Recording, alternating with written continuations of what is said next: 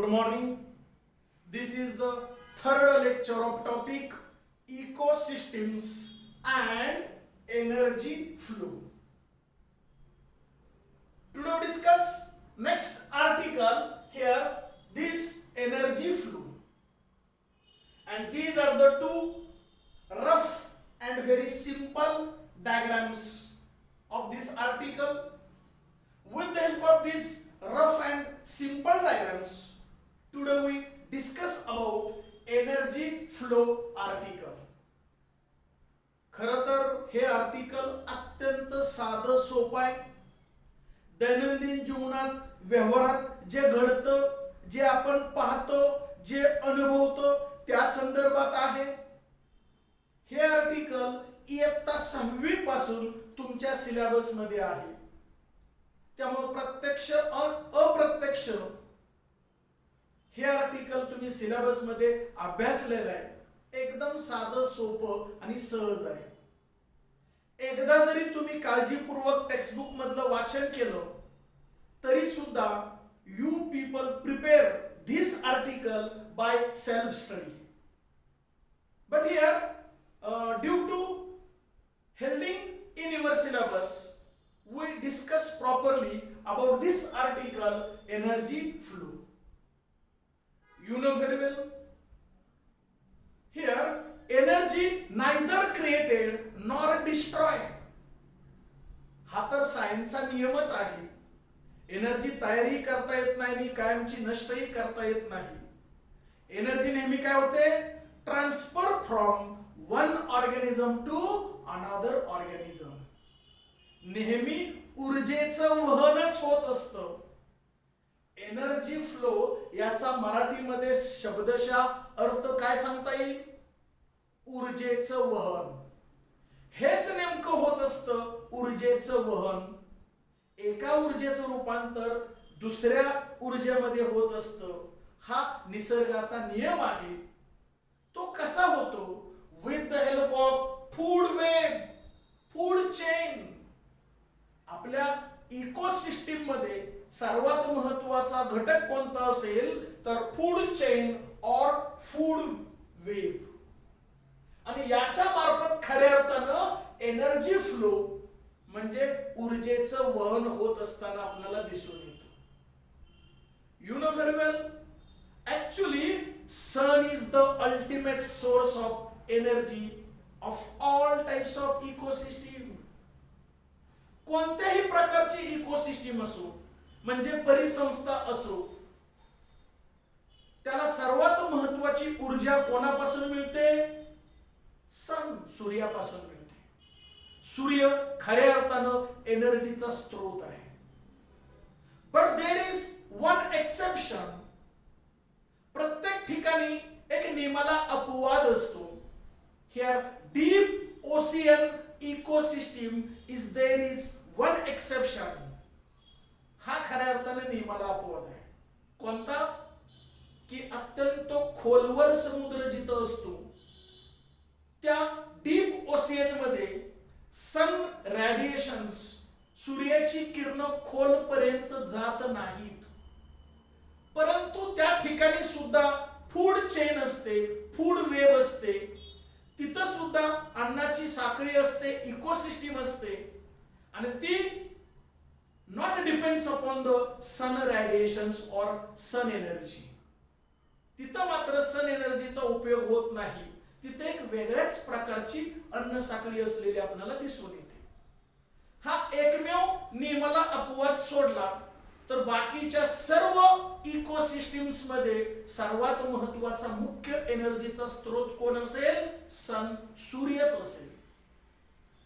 You know very well. In our land there are so many types or variety of plants are there, as well as grasses are there.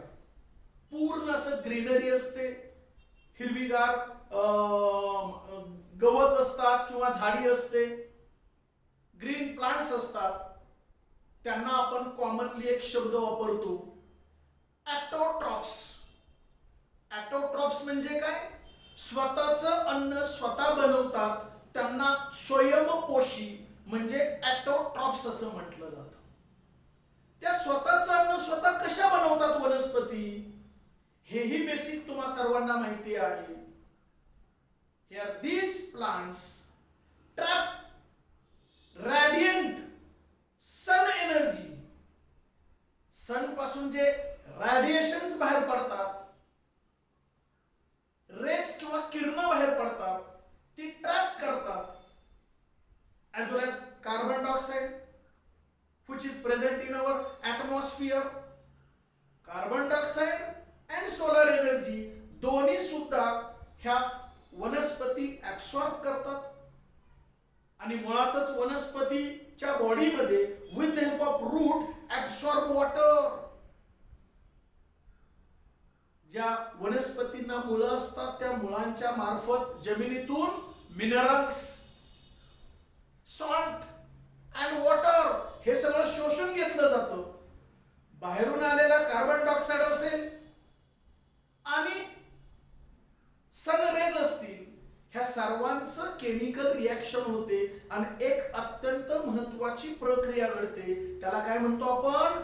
Photosynthesis, प्रकाश संश्लेषण. ह्या प्रकाश संश्लेषण या प्रक्रियेमार्फत all plants prepare their own food, their own energy to sustain life. त्यांना स्वतःला टिकवून ठेवण्यासाठी, स्वतःला जगवण्यासाठी स्वतःची एनर्जी स्वतःच करतात with the help of here photosynthesis process as well as here sun radiations. आणि म्हणून मी जाणीवपूर्वक असं वाक्य वापरलं, sun is the ultimate source of energy of all types of ecosystem. म्हणजे या पद्धतीनं या ज्या वनस्पती आहेत त्या स्वयंपोषी आहेत, स्वतःचं अन्न स्वतः बनवत आहेत. त्याला आपण काय म्हणतो? Autotrophs. They are also termed as a producers in ecosystem. Ecosystem मध्ये त्याला दुसरा एक पर्यायी अत्यंत चांगला शब्द आहे, प्रोड्युसर. प्रोड्युसर म्हणजे जो एनर्जी तयार करतो तो. साहजिकच वनस्पती स्वतःचं अन्न स्वतः तयार करतायत, अन्न तयार करतायत म्हणजे एनर्जी तयार करतायत.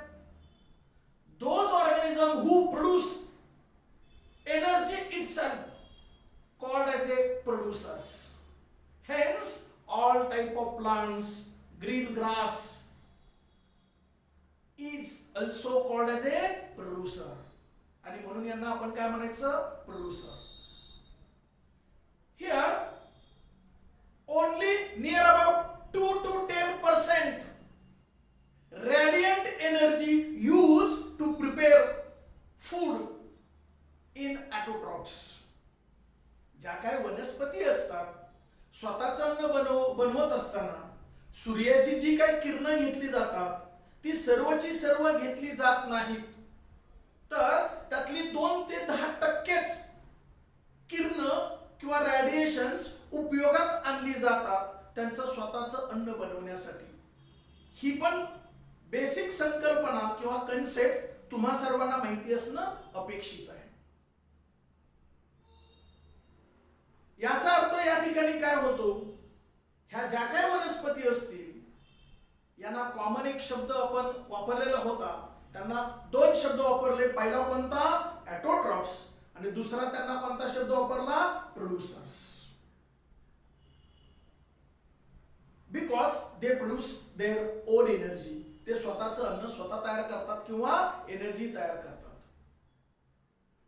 But here in our ecosystem or biosphere there are so many varieties of organism. There are 2 basic kinds, 2 महत्वाचे प्रमुख प्रकार, plants and animals, वनस्पती आणि प्राणी. In animals there are so many variety, वेगवेगळ्या प्रकारची व्हरायटी आहेत. Here each and every living organism interdependent with each other.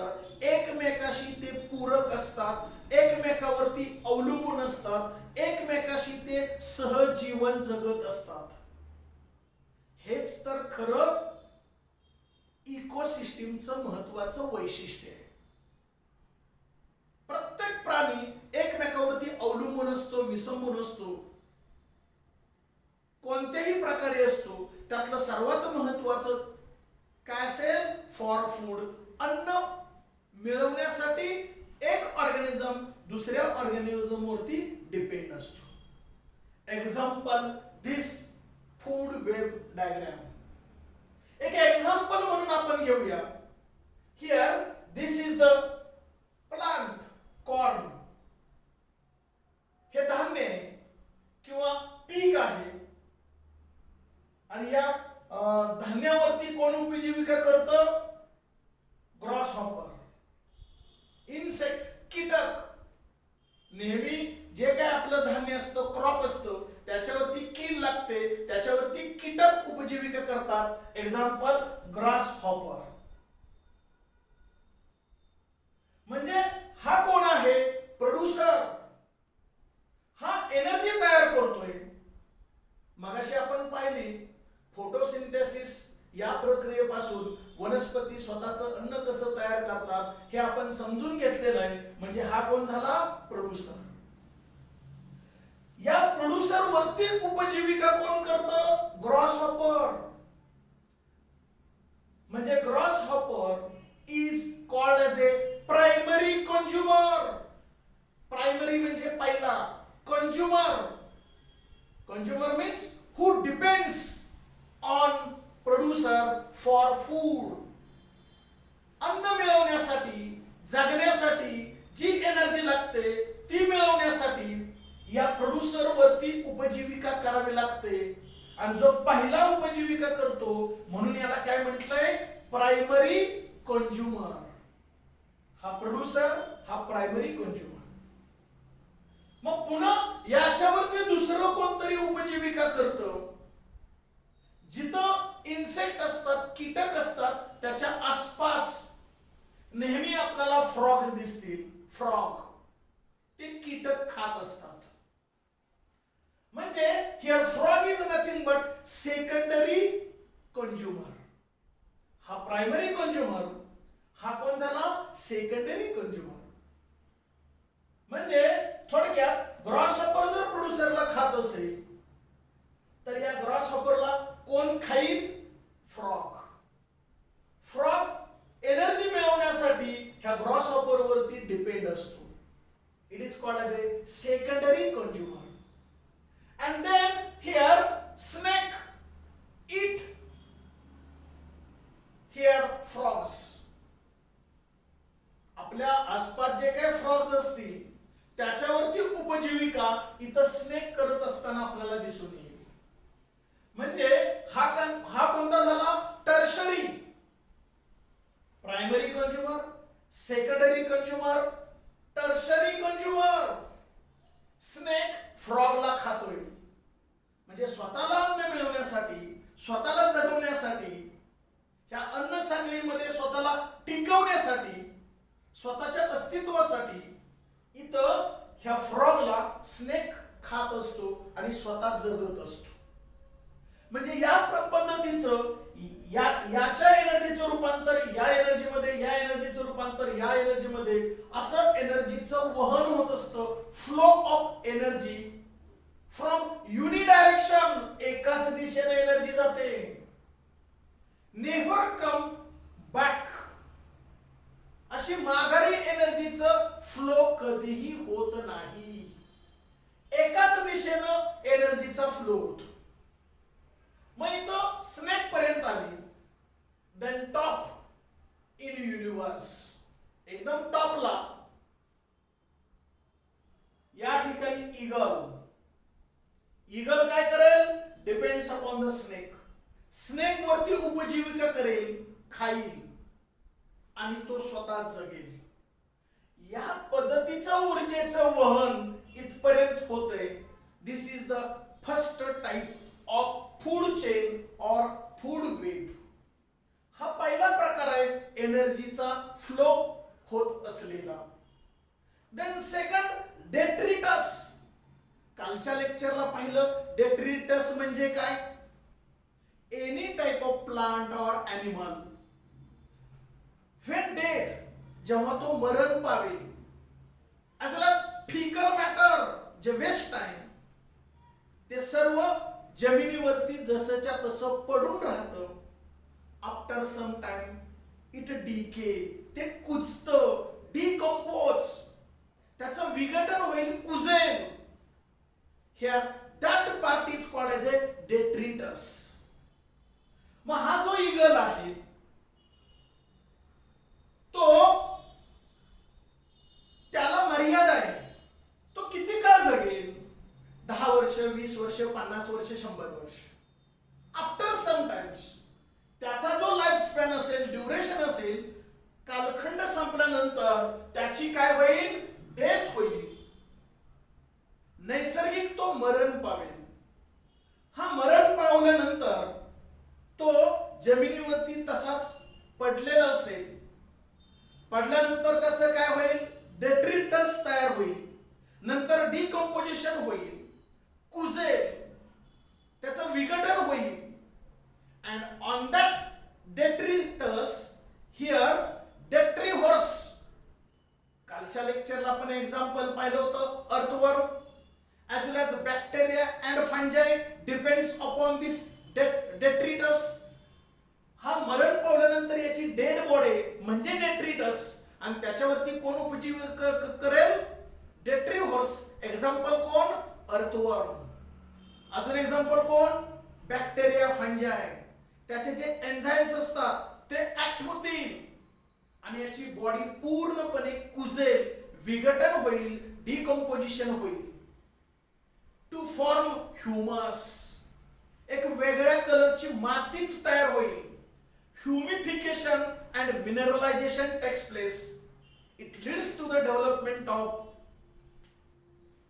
Fertiliser type of soil. एक खत असलेली सुंदर माती तयार होईल. म्हणजे अगदी खत असलेल्या प्रकारची माती तयार होते. म्हणजे त्यात सुद्धा खनिज असतील, मिनरल्स असतील. म्हणजे इथल्या असणाऱ्या एनर्जीचं रूपांतर अगदी मिनरल्स पर्यंत गेलं. या पद्धतीनं म्हणजे शेवटी मातीमध्ये त्याचं रूपांतर होईल. फर्टिलायझर म्हणजे खतामध्ये रूपांतर होईल. आणि काल आपण पाहिलेलं होतं, समजा खत झालं, फर्टिलायझर झालं, तर ते खत पुन्हा मातीमध्ये मिक्स झालं म्हणजे त्या ठिकाणी आपण काय करतो? झाडे लावतो किंवा development of field or crops. आपण त्या ठिकाणी शेती करतो, पिकं, बियाणं आपण पेरतो आणि पिकांची लागवड करतो. म्हणजे त्या मातीमार्फत, त्या मातीमध्ये याची जी कुजलेली जी ह्युमस आहे, खत आहे, त्याच्यामध्ये जे मिनरल्स असतील, खनिजे असतील, त्यातून एनर्जी पुन्हा या वनस्पतीला मिळेल. म्हणजे अशा पद्धतीचं हे चक्र असतं. हे खरं न्यूट्रिएंट सायकल आहे. हा खरा एनर्जीचा फ्लो आहे. आणि म्हणून जाणीवपूर्वक असं आपण वाक्य वापरतो, energy neither created nor destroy. जरी हा मरण पावला तरी सुद्धा त्याच्यामध्ये असणाऱ्या एनर्जीचं रूपांतर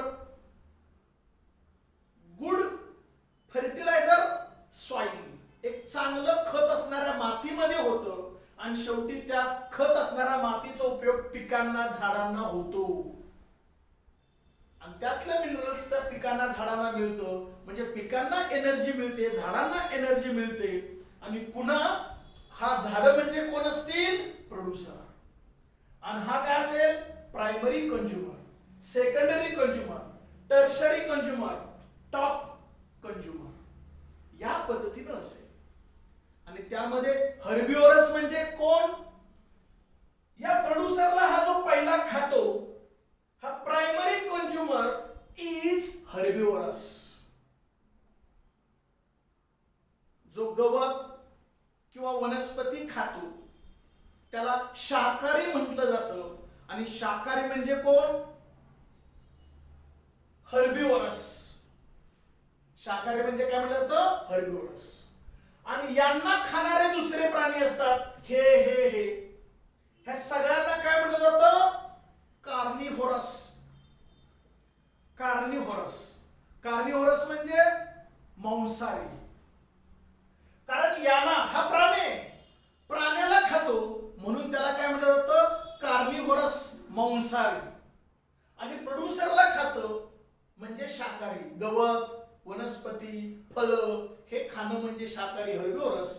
आणि कार्निव्होरस म्हणजे मांसाहारी. याला प्रायमरी, याला जे खाल्लं जातं त्याला आपण काय म्हणतो? कार्निव्होरस. समटाइम्स here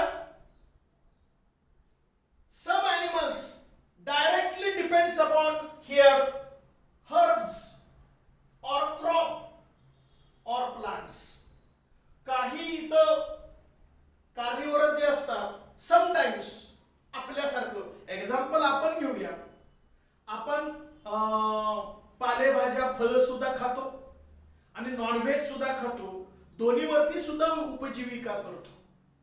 या पद्धतीनं म्हणजे आपण कसे आहोत? Omnivorous. Omni means both, herbivorous and carnivorous. दोन्ही खातो म्हणून त्याला काय म्हटलं जातं? ऑमनिव्होरस. पण सर्वात उत्तम आहार कोणता असेल? शाकाहारी. शाकाहारी अत्यंत उत्तम आहार आहे. असं का म्हटलं? तर एनर्जी सर्वात जास्त कोणत्या घटकामध्ये असेल? प्रोड्युसर. सर्वात जास्त एनर्जी प्रोड्युसर मध्ये असते. आणि प्रोड्युसर मध्ये कोण मोडतं? All plants. सर्व प्रकारच्या वनस्पती, आयदर क्रॉप, आयदर ग्रास और फ्रुट्स, प्लांट्स, व्हेजिटेबल्स, हे सगळं काय येतं? ऑटोट्रॉप्स. त्याला आपण काय म्हणतो? प्रोड्युसर. आणि हे प्रोड्युसर मध्ये सर्वात जास्त एनर्जी असते. आणि एनर्जीचं वहन होत असताना, फ्लो होत असताना प्रत्येक स्टेप मध्ये इथं ओनली 10% ऑफ एनर्जी ट्रान्सफर. थोडक्यात इथं जर 100% एनर्जी असेल तर पुढे ट्रान्सफर होताना फक्त या ठिकाणी 10% जाईल. यातली 10%च फक्त याच्यामध्ये एनर्जी जाईल. यातनं उर्वरित 10% इथं जाईल. म्हणजे only 10% of energy is transferred from one to next, like this. जितका आपण वरती वरती वरती जाऊ तेवढी एनर्जी कमी कमी कमी असते. आणि म्हणून शाकाहार हा अत्यंत उत्तम आहार आहे. जास्तीत जास्त आपल्याला त्यातून एनर्जी मिळते. त्यामध्ये मग फ्रुट्स असतील, व्हेजिटेबल्स असतील, मिल्क असेल, दूध असेल, हे अत्यंत महत्त्वाचे घटक आहेत की ज्याच्यापासून आपल्याला जास्तीत जास्त एनर्जी मिळते. आणि म्हणून या ठिकाणी काही प्राणी डायरेक्ट इथं ऑटोट्रॉप्स म्हणजे प्रोड्युसरला खात असतात जेणेकरून जास्तीत जास्त एनर्जी मिळावी. आणि एनर्जीचा फ्लो नेहमी एकाच दिशेने होतो, युनिडायरेक्शनल होतो. हे पण बेसिक माहिती असणं गरजेचं आहे. And this is the pyramid of our biomass. Here producer जर पाहिलं तर या पृथ्वी तलावरती जास्त संख्येनं असेल म्हणजे ते ग्रास म्हणजे गवत असेल किंवा वनस्पती असतील, हे सर्व जास्त संख्येनं असेल. जास्तीत जास्त एनर्जी तयार होते. It is first trophic level. ही पहिली ट्रॉपिक लेवल आहे. आता सांगितल्याप्रमाणे only 10% of energy transfer. 10% energy फक्त ट्रान्सफर होते, वहन होते. प्रोड्युसर वरती कोण उपजीविका करतो? Primary consumer. प्रायमरी कंझ्युमर वरती कोण उपजीविका करतो? Secondary consumer. सेकंडरी कंझ्युमर वरती कोण उपजीविका करेल? Tertiary consumer. या ठिकाणी याला काय म्हटलंय? Second trophic level, third trophic level, fourth trophic level. या पद्धतीने हे फूड वेब, फूड चेन आणि हा इकोसिस्टीम मधला अत्यंत महत्त्वाचा अस्पेक्ट आहे किंवा घटक आहे. Are you getting this? Is it clear?